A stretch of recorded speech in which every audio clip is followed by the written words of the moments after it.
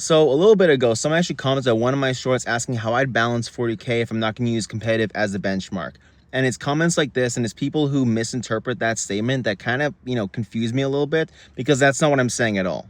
See, when I say that 40k shouldn't use the competitive as the main balancing point, or use the top 1%, top even 10% of players as the benchmark when it comes to balancing their game, those people don't really understand what I'm trying to say. Because if you balance the game around the top 10%, the top 1% even, those people understand the game on such a fundamental level. They are so familiar with the game's systems and especially its exploits that they're actually able to see simple rulings that would be considered, asymmetrical, would be different, would be, faction specific, would be thematic as all hell. And they can immediately see how to exploit those games, how to, take advantage of them, how to use them to basically break the armies that they're meant to be playing as. Like, how many armies can you guys actually think of that actually play, decently thematically?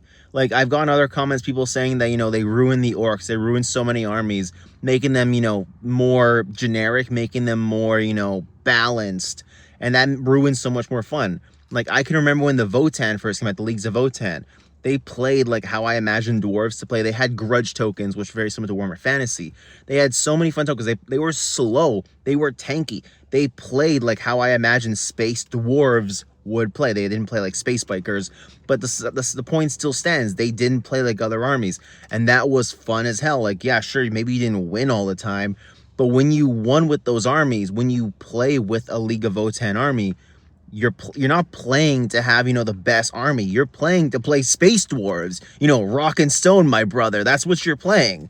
And that's what I don't understand, is that like when I say I don't want competitive to balance the game, I mean, I don't want competitive to ruin the game, to make armies less thematic, because a +1 to your hit roll is basically the best optimal chance, because if you go beyond that, then the game becomes broken. Like, we can talk all we want about how shitty the new Primaris designs are, but like, the Primaris designs making Space Marines, more generic, making them more simple, is how the game and how rules are in general. Like, every single army now plays basically the same. They all shoot, they all do melee, they all do things basically the same. Like, yeah, there's some, similarities, there's some differences, but outside of a basic stat change, some abilities being kind of unique, the game is basically the same across all the factions, across all the armies. The only faction I can think of that plays somewhat differently is like the Kroot and the Tau.